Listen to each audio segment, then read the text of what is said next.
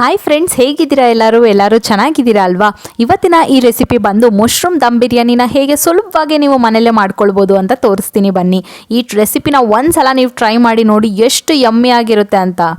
ನೀವು ಯಾರಾದರೂ ಈ ರೆಸಿಪಿಗೋಸ್ಕರ ವೆಯ್ಟ್ ಮಾಡ್ತಾ ಇದ್ರೆ, ನಿಮಗೂ ಕೂಡ ಮಶ್ರೂಮ್ ದಮ್ ಬಿರಿಯಾನಿ ಅಂದರೆ ಇಷ್ಟ ಇದ್ದರೆ, ಈ ರೆಸಿಪಿ ನಿಮಗೆ ಯೂಸ್ ಆಯಿತು ಅಂದರೆ ಪ್ಲೀಸ್ ನನ್ನ ಚಾನಲ್ಗೆ ಸಬ್ಸ್ಕ್ರೈಬ್ ಮಾಡ್ಕೊಳ್ಳಿ. ಪಕ್ಕದಲ್ಲೇ ಬರುವಂಥ ಬೆಲ್ ಐಕಾನ್ನ ಕೂಡ ಪ್ರೆಸ್ ಮಾಡಿ.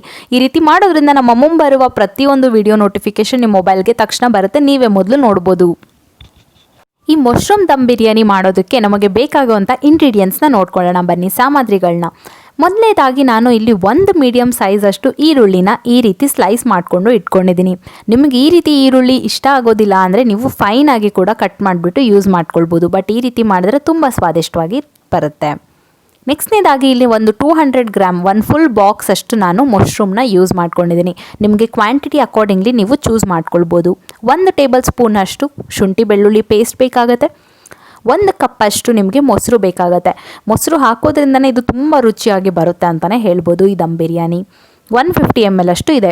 ಆಮೇಲೆ ನಾನು 1 ಮೀಡಿಯಮ್ ಸೈಜ್ ಅಷ್ಟು ಟೊಮ್ಯಾಟೊ ಕಟ್ ಮಾಡ್ಕೊಂಡು ಇಟ್ಕೊಂಡಿದ್ದೀನಿ ಸಣ್ಣದಾಗಿ. 1 ಹಿಡಿಯಷ್ಟು ಪುದೀನ ಸೊಪ್ಪು ಮತ್ತು ಹಸಿಮೆಣ್ಸಿನ್ಕಾಯಿ ಬೇಕಾಗುತ್ತೆ, ಈ ರೀತಿ ಸ್ಲೈಸ್ ಮಾಡಿರೋದು. ಕರಿಬೇವು, 2 ಪಲಾವ್ ಎಲೆ, ಚಕ್ಕೆ, ಲವಂಗ, ಮರಾಠಿ ಮೊಗ್ಗು ಮತ್ತು ಸ್ವಲ್ಪ ಸೋಂಪು, ಆಮೇಲೆ ಕಸ್ತೂರಿ ಮೇಥಿ ಸ್ವಲ್ಪ. ಇಷ್ಟು ಕೂಡ ನಿಮಗೆ ಬೇಕಾಗುತ್ತೆ. ನೋಡಿ, ಸೋಂಪು ನಾನು ಒಂದು 1/4 ಚಮಚದಷ್ಟು ತೊಗೊಂಡಿದ್ದೀನಿ. ನೆಕ್ಸ್ಟ್ನೇದಾಗಿ ಇಲ್ಲಿ ನಾನು ಒಂದು ಅರ್ಧ ಗಂಟೆಯಿಂದ ಬಾಸ್ಮತಿ ಅಕ್ಕಿನ ನಾನು ಈ ಥರ ನೆನೆಸ್ಬಿಟ್ಟಿಟ್ಟಿದ್ದೀನಿ. ನಿಮ್ಮ ಹತ್ರ ಬಾಸ್ಮತಿ ಅಕ್ಕಿ ಇಲ್ಲ ಅಂದರೆ, ಇಲ್ಲ ಯೂಸ್ ಮಾಡೋಕ್ಕೆ ಇಷ್ಟ ಇಲ್ಲ ಅಂದರೆ, ನೀವು ಸೋನಾ ಮಸೂರಿ ಆಗಿರ್ಬೋದು, ಇಲ್ಲಾಂದರೆ ಯಾವುದೇ ರೀತಿಯಾದಂಥ ಬೇರೆ ಅಕ್ಕಿಗಳನ್ನ ಯೂಸ್ ಮಾಡ್ಕೊಳ್ಬೋದು. ನೆಕ್ಸ್ಟ್ನೇದಾಗಿ ಇಲ್ಲಿ ಬೇಕಾಗುವಂಥ ಮಸಾಲೆ ಪದಾರ್ಥಗಳನ್ನ ನೋಡೋಣ. ಸ್ವಲ್ಪ ಗರಂ ಮಸಾಲ ಬೇಕಾಗುತ್ತೆ, ಜೀರಿಗೆ ಪುಡಿ ಬೇಕಾಗುತ್ತೆ, ಅರ್ಶಿನದ ಪುಡಿ ಬೇಕಾಗುತ್ತೆ, ಆಮೇಲೆ ಅಚ್ಚಕಾರದ ಪುಡಿ ಬೇಕಾಗುತ್ತೆ. ಇದ್ರ ಕ್ವಾಂಟಿಟಿನ ನಾನು ಹಾಕಬೇಕಾದ್ರೆ ನಿಮಗೆ ಹೇಳ್ತೀನಿ. ಧನಿಯಾ ಪುಡಿ ಕೂಡ ಬೇಕಾಗುತ್ತೆ. ಮೊದಲಿಗೆ ನಾವು ಇಲ್ಲಿ ಅಕ್ಕಿನ ಬೇಯೋದಕ್ಕೆ ಇಡೋಣ. ಅಕ್ಕಿ ನಾನು ಈ ಕಪ್ಪಿನ ಮೆಷರ್ಮೆಂಟಲ್ಲಿ ತೊಗೊಂಡಿದ್ದೀನಿ. ನಾನು ಇಲ್ಲಿ 1 ಕಪ್ಪು ಪ್ಲಸ್ 2 ಟೇಬಲ್ ಸ್ಪೂನ್ ಎಕ್ಸ್ಟ್ರಾ ತೊಗೊಂಡಿದ್ದೀನಿ ನಾನು ಬಾಸ್ಮತಿ ಅಕ್ಕಿ. ನಿಮಗೆ ಕ್ವಾಂಟಿಟಿ ನೋಡಿಕೊಂಡು ನೀವು ಅಡ್ಜಸ್ಟ್ ಮಾಡ್ಕೊಳ್ಬೋದು. ನೋಡಿ, ಈ ಅಕ್ಕಿನ ನಾನು ಇವಾಗ ಬೇಯೋದಕ್ಕೆ ಇಡ್ತೀನಿ. ಅಕ್ಕಿಗೆ ಬೇಯಿಸೋದಕ್ಕೆ ಬೇಕಾಗುವಂಥ ನೀರಿನ ಪ್ರಮಾಣ ಕೂಡ ನಾನು ನಿಮಗೆ ಇವಾಗ ತಿಳಿಸ್ಕೊಡ್ತೀನಿ. ಈ ಕಪ್ಪಲ್ಲಿ ನಾನು ತೊಗೊಂಡಿರೋದ್ರಿಂದ 1:2 ರೇಷನ್ನ ನಾನು ನೀರನ್ನ ಹಾಕ್ಕೊಳ್ತೀನಿ. ಅಂದರೆ 1 ಕಪ್ ಅಕ್ಕಿಗೆ 2 ಕಪ್ಪು ಪ್ಲಸ್ 2 ಸ್ಪೂನ್ ನಾನು ಎಕ್ಸ್ಟ್ರಾ ತೊಗೊಂಡಿದ್ನಲ್ಲ ಅಕ್ಕಿ, ಅದಕ್ಕೋಸ್ಕರ ಇನ್ನೊಂದು ಸ್ವಲ್ಪ ನೀರನ್ನ ಎಕ್ಸ್ಟ್ರಾ ಹಾಕ್ಕೊಂಡಿದ್ದೀನಿ. ಜಾಸ್ತಿ ನೀರು ಥರ ಮಾಡ್ಕೊಳ್ಬಾರ್ದು. ನಾವು ಚೆನ್ನಾಗಿ ಪರ್ಫೆಕ್ಟಾಗಿ ಒಂದು 70% ಇದು ಬೇಯೋ ರೀತಿ ನಾವು ಬೇಯಿಸ್ಕೊಳ್ಬೇಕಾಗತ್ತೆ. ಪೂರ್ತಿ ಅಕ್ಕಿನ ನಾವು ಬೇಯಿಸಬಾರ್ದು, ಅನ್ನ ಮಾಡಬಾರ್ದು ಪೂರ್ತಿ. ಇದಕ್ಕೆ ಸ್ವಲ್ಪ ರುಚಿಗೆ ಬೇಕಾದಷ್ಟು ಉಪ್ಪು ಹಾಕ್ಕೊಳ್ಳೋಣ. ಆಮೇಲೆ 1 ಟೇಬಲ್ ಸ್ಪೂನಷ್ಟು ಎಣ್ಣೆ ಹಾಕ್ಕೊಳ್ಬೇಕಾಗತ್ತೆ. ಎಣ್ಣೆ ಹಾಕೋದ್ರಿಂದ ಈ ಬಾಸ್ಮತಿ ಅಕ್ಕಿ ಚೆನ್ನಾಗಿ ಉದುರುದ್ರಾಗಿ ಬರೋದಕ್ಕೆ ಬಿರಿಯಾನಿಗೆ ತುಂಬಾ ಚೆನ್ನಾಗಿರುತ್ತೆ. ಎಣ್ಣೆ ಹಾಕ್ರಿ. ನೆಕ್ಸ್ಟ್ನೇದಾಗಿ ಇಲ್ಲಿ 2 ನಾನು ಲವಂಗ ಕೂಡ ಹಾಕ್ಕೊಳ್ತಾ ಇದ್ದೀನಿ. ಜೊತೆಗೆ ಸ್ವಲ್ಪ ಸೋಂಪು ಕೂಡ ಹಾಕ್ಕೊಂಡಿದ್ದೀನಿ. ಈಗ ಮಶ್ರೂಮ್ ಮಸಾಲಾನ ನಾವು ಪ್ರಿಪೇರ್ ಮಾಡ್ಕೊಳ್ಳೋಣ. ನಿಮಗೆ ಇಂಗ್ರೀಡಿಯೆಂಟ್ ಹೇಳುವಾಗ ಮರ್ತೋಯ್ತು, ಇದು ತುಪ್ಪ ಕೂಡ ನಿಮಗೆ ಬೇಕಾಗತ್ತೆ. ಈಗ ನಾನು ಪ್ಯಾನ್ ಇಟ್ಟಿದ್ದೀನಿ. ಈ ಪ್ಯಾನಲ್ಲಿ ನಾನು ಒಂದು 3 ಟೇಬಲ್ ಸ್ಪೂನಷ್ಟು ರಿಫೈನ್ಡ್ ಆಯಿಲ್ನ ಯೂಸ್ ಮಾಡ್ತಾ ಇದ್ದೀನಿ. ನೀವು ಯಾವ ಎಣ್ಣೆ ಬೇಕಾದರೂ ಯೂಸ್ ಮಾಡ್ಕೊಳ್ಬೋದು, ತುಪ್ಪ ಕೂಡ ಯೂಸ್ ಮಾಡ್ಕೊಳ್ಬೋದು, ಬಟ್ ನಾನಿಲ್ಲಿ ಎಣ್ಣೆ ಯೂಸ್ ಮಾಡ್ತಾ ಇದ್ದೀನಿ. ನೆಕ್ಸ್ಟ್ನೇದಾಗಿ ಇಲ್ಲಿ ನಾನು ತೊಗೊಂಡಿರುವಂಥ ಎಲ್ಲ ಪಲಾವ್ ಸಾಮಾನುಗಳನ್ನ ಹಾಕ್ಕೊಳ್ತಾ ಇದ್ದೀನಿ. ಚಕ್ಕೆ ಆಗಿರ್ಬೋದು, ಲವಂಗ ಆಗಿರ್ಬೋದು, ಕಸ್ತೂರಿ ಮೇಥಿ ಆಗಿರ್ಬೋದು, ಸ್ವಲ್ಪ ಸೋಂಪು ಆಗಿರ್ಬೋದು, ಇದೆಲ್ಲ ಕೂಡ ಹಾಕ್ಕೊಂಡಿದ್ದೀನಿ. ಮತ್ತು ಪಲಾವ್ ಎಲೆ ಕೂಡ ಹಾಕ್ಕೊಂಡಿದ್ದೀನಿ. ಇದೆಲ್ಲ ಕೂಡ 1 ಸೆಕೆಂಡ್ವರೆಗೂ ಹಾಗೆ ನಾವು ಜಸ್ಟ್ ಬಾಡಿಸ್ಕೊಳ್ಳೋಣ. ಕರಿಬೇವು ಕೂಡ ಹಾಕ್ತಾಯಿದ್ದೀನಿ. ಕರಿಬೇವು ಹಾಕೋದ್ರಿಂದ ಒಂದು ಡಿಫ್ರೆಂಟಾಗಿ ರುಚಿ ಬರುತ್ತೆ ಅಂತಲೇ ಹೇಳ್ಬೋದು, ತುಂಬ ಚೆನ್ನಾಗಿರುತ್ತೆ. ಜಸ್ಟ್ ಈ ಥರ ಮಿಕ್ಸ್ ಮಾಡಾದಮೇಲೆ 1 ಸೆಕೆಂಡ್ ಆದಮೇಲೆ ನಾನು ಇಲ್ಲಿ ಕಟ್ ಮಾಡ್ಕೊಂಡಿರೋಂಥ ಈರುಳ್ಳಿ ಕೂಡ ಹಾಕ್ಕೊಂಡು, ಈರುಳ್ಳಿ ಸ್ವಲ್ಪ ಸಾಫ್ಟ್ ಆಗೋವರೆಗೂ ನಾನು ಜಸ್ಟ್ ಹಾಗೆ ಫ್ರೈ ಮಾಡ್ಕೊಳ್ತಾ ಇದ್ದೀನಿ. ನೋಡಿ, ಜಸ್ಟ್ ಸ್ವಲ್ಪ ಸಾಫ್ಟ್ ಆಗಬೇಕು ಈರುಳ್ಳಿ, ಆ ರೀತಿ ಫ್ರೈ ಮಾಡ್ಕೊಳ್ಳಿ, ಕಲರ್ ಚೇಂಜ್ ಆಗೋ ಥರ.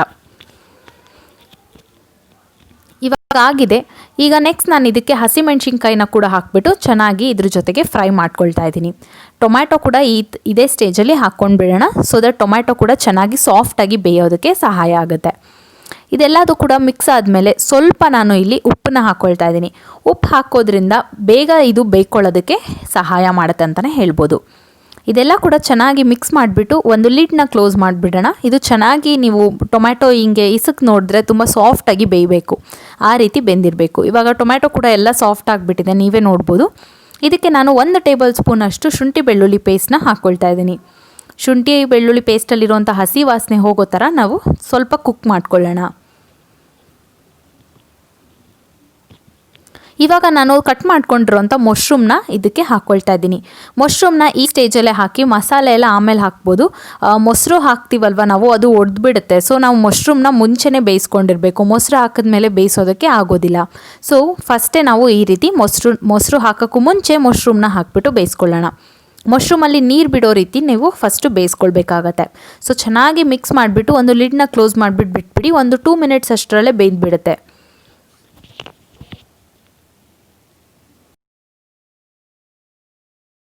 ಸೊ ನೋಡಿ ಫ್ರೆಂಡ್ಸ್, ಇವಾಗ ಚೆನ್ನಾಗಿ ಮಶ್ರೂಮ್ ಬೆಂದಿದೆ. ಸ್ವಲ್ಪ ನೀರು ಬಿಡೋದಕ್ಕೆ ಸ್ಟಾರ್ಟ್ ಆಗಿದೆ. ನೀರು ಸ್ವಲ್ಪ ಡ್ರೈ ಆಗಲಿ. ಅದಾದಮೇಲೆ ನಾವು ಮಿಕ್ಕಿರೋಂಥ ಪದಾರ್ಥಗಳನ್ನ ಹಾಕ್ಕೊಳ್ಳೋಣ. ಇವಾಗ ನೀರು ಪೂರ್ತಿ ಡ್ರೈ ಆಗಿದೆ, ನೀವೇ ನೋಡ್ಬೋದು. ಇದಕ್ಕೆ ನಾನು ಇಲ್ಲಿ ಒಂದು ಸ್ವಲ್ಪ ಅರಿಶಿನದ ಪುಡಿ ಹಾಕ್ಕೊಳ್ತಾ ಇದ್ದೀನಿ, 1/4 ಚಮಚದಷ್ಟು. ಆಮೇಲೆ ಅಚ್ಕಾರದ ಪುಡಿ 1.25 ಚಮಚದಷ್ಟು ಹಾಕ್ಕೊಂಡಿದ್ದೀನಿ. ಆಮೇಲೆ ಕೊತ್ತಂಬರಿ ಪುಡಿ, ಕೊರಿಯಾಂಡರ್ ಪೌಡರ್ ಅಂತ ಹೇಳ್ತೀವಿ ನೋಡಿ, ಅದನ್ನು 1 ಚಮಚ ಹಾಕ್ಕೊಂಡಿದ್ದೀನಿ. ಇದೆಲ್ಲ ಕೂಡ ಚೆನ್ನಾಗಿ ಮಿಕ್ಸ್ ಮಾಡ್ಕೊಳ್ಳೋಣ. ಅದಾದಮೇಲೆ ಪುದೀನ ಸೊಪ್ಪನ್ನ ಕೂಡ ಹಾಕ್ಕೊಂಡಿದ್ದೀನಿ. ಸ್ವಲ್ಪ ಇದನ್ನು ಕಟ್ ಮಾಡ್ಕೊಂಡಿದ್ದೀನಿ ನಾನು ಪುದೀನ ಸೊಪ್ಪನ್ನ. ಖಂಡಿತವಾಗ್ಲೂ ಈ ಪುದೀನ ಸೊಪ್ಪನ್ನ ಸ್ಕಿಪ್ ಮಾಡೋಕ್ಕೆ ಹೋಗಬೇಡಿ, ತುಂಬಾ ಚೆನ್ನಾಗಿ ರುಚಿ ಕೊಡುತ್ತೆ ಅಂತಲೇ ಹೇಳ್ಬೋದು.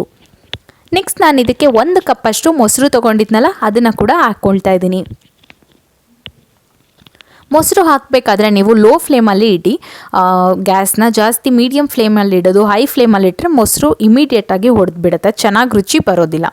ಸೊ ಲೋ ಫ್ಲೇಮಲ್ಲಿ ಇಟ್ಬಿಟ್ಟು ನೀವು ಮಿಕ್ಸ್ ಮಾಡ್ಕೊಳ್ಬೇಕಾಗತ್ತೆ.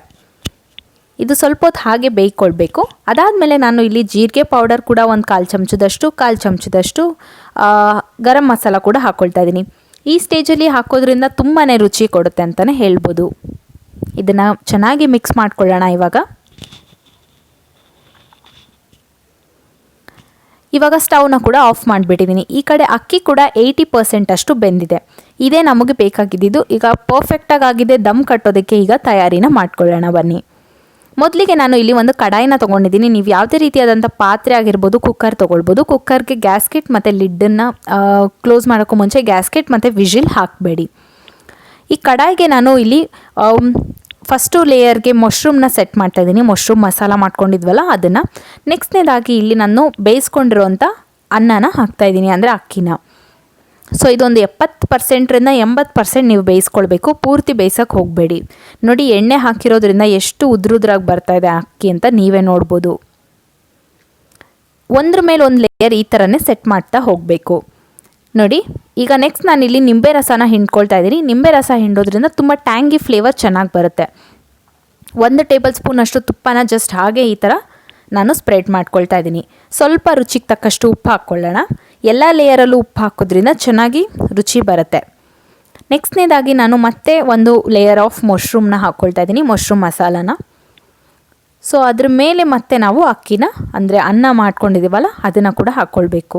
ಅನ್ನ ಮಾಡಬೇಕಾದ್ರೆ ನಾನು ತೋರಿಸ್ದಂಗೆ ಮಾಡ್ಕೊಳ್ಳಿ. ಎಣ್ಣೆ ಹಾಕಿ, ಉಪ್ಪು ಹಾಕಿ, ಆಮೇಲೆ ಲವಂಗ ಕೂಡ ಹಾಕ್ಕೊಳ್ಳಿ, ಆಮೇಲೆ ಸೋಂಪು ಕೂಡ ಹಾಕ್ಕೊಳ್ಳಿ. ಸೊ ಈ ಥರ ದಮ್ ಬಿರಿಯಾನಿ ಮಾಡೋದಕ್ಕೆ ಅಕ್ಕಿನ ನೀವು ಅದೇ ರೀತಿ ಬೇಯಿಸ್ಕೊಳ್ಬೇಕು. ಸೊ ನೋಡಿ, ಇವಾಗ ಮತ್ತೆ ಅಕ್ಕಿನ ಹಾಕ್ಕೊಂಡು ನಾನು ಜಸ್ಟ್ ಹಾಗೆ ಸ್ಪ್ರೆಡ್ ಮಾಡ್ಕೊಳ್ತಾ ಇದ್ದೀನಿ.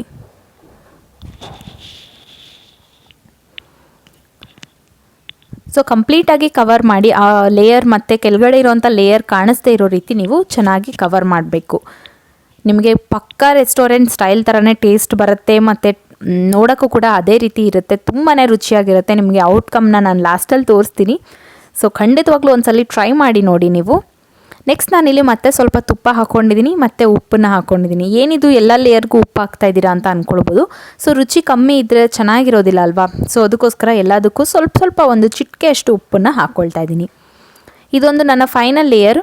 ಅದಕ್ಕೆ ನಾನು ಸ್ವಲ್ಪ ಮಶ್ರೂಮ್ನ ಹಾಕ್ಕೊಳ್ತಾ ಇದ್ದೀನಿ. ಸೊ ಇದ್ರ ಮೇಲೆ ನೀವು ಇನ್ನೂ ಎಷ್ಟು ಲೇಯರ್ಸ್ ಕೂಡ ಮಾಡ್ಕೊಳ್ಬೋದು, ನಿಮಗೆ ಕ್ವಾಂಟಿಟಿ ಅಕಾರ್ಡಿಂಗ್ಲಿ ಹೋಗುತ್ತೆ ಅದು. ಸೊ ಇವಾಗ ಎಲ್ಲ ಲೇಯರ್ಸ್ ಕೂಡ ಕಂಪ್ಲೀಟ್ ಆಗಿದೆ. ಇದ್ರ ಮೇಲೆ ಇನ್ನೂ ಒಂದು ಸ್ವಲ್ಪ ಇಂಗ್ರೀಡಿಯೆಂಟ್ಸ್ ಹಾಕೋದು ಬಾಕಿ ಇದೆ. ಮೊದಲಿಗೆ ನಾನು ಇಲ್ಲಿ ಕೊತ್ತಂಬರಿ ಸೊಪ್ಪನ್ನ ತುಂಬ ಚೆನ್ನಾಗಿ ಚಿಕ್ಕ ಚಿಕ್ಕದಾಗಿ ಹೆಚ್ಕೊಂಡಿರೋಂಥದ್ದನ್ನ ಕರೆಕ್ಟಾಗಿ ನೀಟಾಗಿ ಸ್ಪ್ರೆಡ್ ಮಾಡ್ಕೊಳ್ಬೇಕು. ಪುದೀನ ಸೊಪ್ಪನ್ನ ಕೂಡ ಚಿಕ್ಕ ಚಿಕ್ಕದಾಗಿ ಹೆಚ್ಕೊಂಡಿದ್ದೀನಿ, ಅದು ಕೂಡ ಸ್ಪ್ರೆಡ್ ಮಾಡ್ಕೊಳ್ತಾ ಇದ್ದೀನಿ. ಈ ರೀತಿ ಹಾಕೋದ್ರಿಂದ ಒಂದು ಒಳ್ಳೆ ಫ್ರೇಗ್ರೆನ್ಸ್ ಬರುತ್ತೆ. ಆಮೇಲೆ ನಾನು ನಿಂಬೆ ರಸ ಕೂಡ ಹಾಕ್ಕೊಳ್ತಾ ಇದ್ದೀನಿ. ಸೈಡ್ಸಲ್ಲೆಲ್ಲ ನೀವು ಎಣ್ಣೆ ಬಿಟ್ಕೊಂಡ್ರೆ ತುಂಬ ಚೆನ್ನಾಗಿ ಒತ್ತದಾಗಲಿ ಈ ರೀತಿ ಏನೂ ಆಗೋದಿಲ್ಲ. ಈಗ ದಮ್ ಕಟ್ಟೋದಕ್ಕೆ ರೆಡಿಯಾಗಿದೆ. ಸೊ ಹೇಗೆ ಕಟ್ಟಬೇಕು ಅಂತ ತೋರಿಸ್ತೀನಿ ಬನ್ನಿ. ನೋಡಿ ಈ ಲಿಡ್ಡನ್ನ ಫಸ್ಟ್ ನಾನು ಕ್ಲೋಸ್ ಮಾಡಿದೆ, ಬಟ್ ಇದು ಚೆನ್ನಾಗಿ ದಮ್ ಕಟ್ಟೋ ಥರ ಇರಲಿಲ್ಲ ಲಿಡ್ಡು. ಸೊ ಇದನ್ನು ರಿಮೂವ್ ಮಾಡಿ ನಾನು ಬೇರೆ ಲಿಡ್ಗೆ ಶಿಫ್ಟ್ ಮಾಡಿದೆ. ಸೊ ಈ ಥರ ಲಿಡ್ಗಳನ್ನ ಯೂಸ್ ಮಾಡೋಕ್ಕೆ ಹೋಗಬೇಡಿ ನೀವು ದಮ್ ಕಟ್ಟುವಾಗ, ಸಿಮ್ಮಲ್ಲಿ ಇಡಬೇಕು ಗ್ಯಾಸು. ಸೊ ನೋಡಿ ಈ ಥರ ಚೆನ್ನಾಗಿ ಗಟ್ಟಿಯಾಗಿ ಟೈಟಾಗಿ ಕ್ಲೋಸ್ ಆಗುವಂಥ ಲಿಡ್ಗಳನ್ನ ಯೂಸ್ ಮಾಡ್ಕೊಳ್ಳಿ. ಇದ್ರ ಮೇಲೆ ಏನಾದರೂ ಹೆವಿ ಆಗಿರೋಂಥ ಪಾತ್ರೆ ಆಗಿರ್ಬೋದು, ಏನಾದರೂ ಇಟ್ಕೊಳ್ಬೋದು, ಕುಟ್ಟಣಿ ಆಗಿರ್ಬೋದು. ಸೊ ನಾನು ಒಂದು 8 ಮಿನಿಟ್ಸ್ವರೆಗೂ ದಮ್ ಕಟ್ಟಿದೆ ಫ್ರೆಂಡ್ಸ್. ಇವಾಗ ಕಂಪ್ಲೀಟಾಗಿ ಆಗಿದೆ, ನೀವೇ ನೋಡ್ಬೋದು. ಸಕ್ಕತ್ತಾಗಿ ಫ್ರೇಗ್ರೆನ್ಸ್ ಬರ್ತಾಯಿತ್ತು, ಅಂದರೆ ಮನೆ ತುಂಬ ಅದೇ ಘಮ ಘಮ ಅಂತಾಯಿತ್ತು. ಸೊ ರುಚಿ ಕೂಡ ಅಷ್ಟೇ ತುಂಬಾ ಚೆನ್ನಾಗಿರುತ್ತೆ. ನೀವು ಒಂದು ಸಲ ಟ್ರೈ ಮಾಡಿದ್ರೆ ನಿಮ್ಮ ಮನೆ ಮಂದಿ ಎಲ್ಲರೂ ಹೊಗಳೋ ರೀತಿಯೇ ಬರುತ್ತೆ ಅಂತಲೇ ಹೇಳ್ಬೋದು. ಒಂದು ಸಲ ಟ್ರೈ ಮಾಡಿ ನೋಡಿ ನೀವು. ಸೊ ನಿಮ್ಗೇನಾದರೂ ಈ ರೆಸಿಪಿ ಇಷ್ಟ ಆಗಿದ್ರೆ, ನೀವು ಟ್ರೈ ಮಾಡಿದಾಗ ನಿಮ್ಗೇನಾದರೂ ಕಾಂಪ್ಲಿಮೆಂಟ್ ಸಿಕ್ಕಿದ್ರೆ, ಇಲ್ಲ ಹೇಗೆ ಅನಿಸ್ತು ಅಂತ ಖಂಡಿತವಾಗ್ಲೂ ನಿಮ್ಮ ಸಜೆಷನ್ಸ್ನ ನನಗೆ ಕಮೆಂಟ್ ಸೆಕ್ಷನಲ್ಲಿ ನಿಮ್ಮ ಫೀಡ್ಬ್ಯಾಕ್ನ, ಸಜೆಷನ್ಸ್ನ ಏನಾದರೂ ಕೂಡ ನೀವು ಬರೆದು ತಿಳಿಸ್ಬೋದು. ಸೊ ನೋಡಿ ಇವಾಗ ಸರ್ವ್ ಮಾಡ್ಕೊಳ್ತಾ ಇದ್ದೀನಿ. ಲೇಯರ್ ವೈಸ್ ಎಷ್ಟು ಸಕ್ಕತ್ತಾಗಿ ಬರ್ತಾ ಇದೆ ಅಂತ ನೀವೇ ನೋಡ್ಬೋದು, ಎಷ್ಟು ಸೂಪರ್ಬ್ ಆಗಿರುತ್ತಲ್ವ. ಸೊ ನೀವು ಇದನ್ನು ಮಿಕ್ಸ್ ಮಾಡಿ ಕೂಡ ಸರ್ವ್ ಮಾಡ್ಬೋದು, ಬಟ್ ಈ ರೀತಿ ಸರ್ವ್ ಮಾಡಿದ್ರೇ ಚಂದ, ಯಾಕಂದರೆ ಎಲ್ಲ ಲೇಯರ್ಸ್ಗೂ ಕೂಡ ಆ ಮಸಾಲೆ ಹಿಡಿದಿರುತ್ತೆ. ಈ ರೈತ ಜೊತೆಗೆ ನಾನು ಸರ್ವ್ ಮಾಡ್ಕೊಂಡಿದ್ದೀನಿ, ಪ್ಲೇನ್ ರೈತ ಇದು. ಸಕ್ಕತ್ತಾಯಿತು, ಆ ಟೇಸ್ಟ್ ಇನ್ನೂ ನನ್ನ ಬಾಯಲ್ಲೇ ಇದೆ, ಅಷ್ಟು ಸೂಪರ್ಬಾಗಿ ಬಂದಿತ್ತು ಇದು ರೆಸಿಪಿ. ಒಂದು ಸಲ ಟ್ರೈ ಮಾಡಿ, ಇಷ್ಟ ಆದರೆ ಲೈಕ್ ಮಾಡಿ, ನನ್ನ ಚಾನಲ್ಗೆ ಸಬ್ಸ್ಕ್ರೈಬ್ ಮಾಡ್ಕೊಳ್ಳಿ. Thanks for watching.